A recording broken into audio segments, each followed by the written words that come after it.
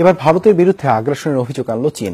দেশটির দাবি, অনুপ্রবেশ করা ভারতীয় সেনাদের বিতাড়িত করতেই শক্ত অবস্থান নেওয়া হয়েছে ডোকলাম সীমান্তে। সেনা প্রত্যাহারে ভারতীয় পররাষ্ট্রমন্ত্রীর হুঁশিয়ারির পর পাল্টা এই অভিযোগ করল বেইজিং।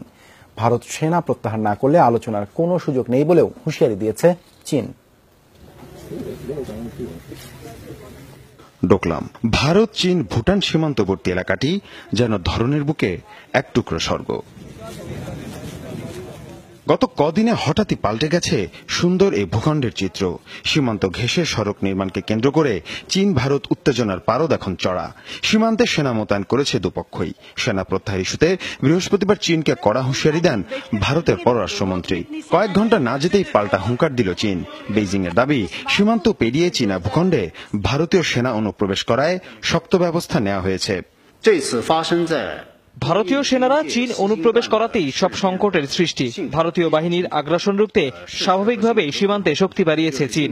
সংকট সমাধানে অবশ্যই সেনা প্রত্যাহার করতে হবে দিল্লিকে, অন্যথায় কোনো কূটনৈতিক প্রচেষ্টা সফল হবে না।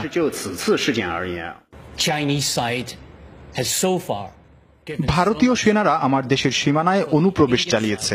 এখন সেখান থেকে সরে যেতে তারাই নানান শর্ত জুড়ে দিচ্ছে। আবার সীমান্তে উত্তেজনার জন্য তারা চীনকেই দায়ী করছে। এ কেমন আবদার?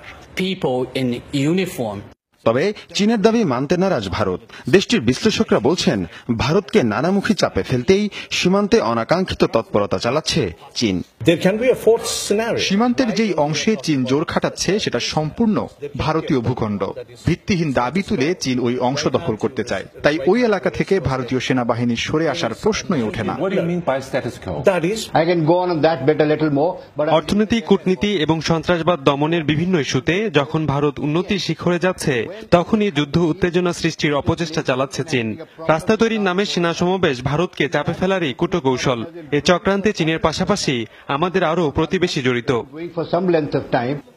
ভারতীয় বিশ্লেষকদের দাবি, ভারত চীন উত্তেজনাকে কাজে লাগিয়ে নিজের স্বার্থ হাসিলের পরিকল্পনা করছে ইসলামাবাদ। মীর মুশফিক হাসান, যমুনা নিউজ।